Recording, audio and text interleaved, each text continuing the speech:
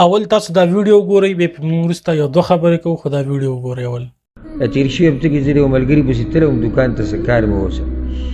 نو ډېر دینداره ملګری د هغه د جنازو له ډېر ځي راځي مازدیګر لمانځه نه بعد داسې ګنټه بعد زه ورغلم نو ډېر داسې په غم کې و ما ولي وی نن په یو جومات کې او په یو ښار کې لکه ریاض کې په یو جومات کې 38 جنازې وي د یو جومات کې او په یو مانځه کې او په یو ښار کې سوچ وکړه چې روزانه څومره خلک روان دي بیا را روان څومره دي دا څومره چې روان دي روزانه دي که زما او ستا نمبر راځي موږ به تي وسو نو چې دا هر څه کېږي او موته بېغمه یو دا به زمونږ لویه بدبختي زمونږ دا ژوند نه دی دا زمونږ راسالمال دی راسالمال خو پېژنې که راسالمال څه ته وایي د مال اصل بنیاد چې ته په هغې نور مال ګټې دې ته راسالمال وایي تا ګوره دوکان کولی وکړو مال دې راوړو پیسې دې ولګو یاره دا زما راسالمال دی اوس په دې پسې چې څه راځي هغه به ګټوي یا به تاواني خو راسالمال اصل دا دی اوس که ته نور نقصان کې تاوان کې څه خبره نه ده خو که راسالمال دې وبېلو ډېر تاوان دی ځکه چې که ته دلته نور څه هم نه ګټې خو دا راسالمال به راولې بل ځای کې به ولګې که نه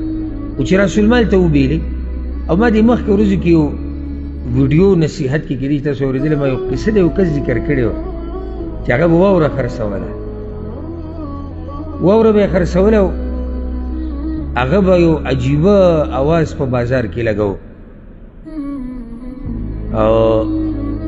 دا قصه امام ابن الجوزي په کتاب کې راوړې وی هغه به دا اواز لګو چې ارحموا من یذوب رأس ماله په هغه چا مهرباني وکړي چې راسالمال یې ویلې کېږي ځکه چې دا واوره چې ده راوړې دا د راسالمال دی او که دا دې زر وانغستو راسالمال بیلي لکه اوس که زه دغه راوړم دا سامان راوړم که هر قسمه سامان خو که چا وانغستو یو ماښام به د راسالمال کور ته ویسم که نه خو دلته خو د دې سړي راسالمال خرابېږي زما او ستا هم راسالمال ویلې کېږي زموږ راسالمال ګوره ویلې کېږي یو سړی به وایي چې ویلې به شي نه ما دا نه دي ویلي چې ویلې به شي زه څه ویلې کېږي د دې څه مطلب دی ویلې کېږي روان دی دغه د واورې مثال دی لکه د یو سړي ژوند 80 کاله 80 کالو ته نن سړی ډېر په نن سبا ډېر په مشکله راځي خو زه 80 کاله ژوند دی دی چې دا روان دی د واورې ویلې کېږي بیا خو بله موقع نشته که نه دا مثال ډېر ښکلی دی لکه د دې سړي نه چې دا واوره ویلې شوه د سره بیا موقع شته چې دا برابر کړي نه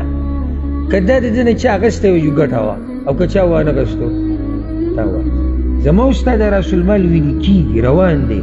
خو که ما او تا ترې ګټه واخیسته لویه ګټه به وکړو او که ما او تا د دې نه فایده وانهغسته که نه نو لوی تاوان به وکړو ځکه چې بیا نه راځي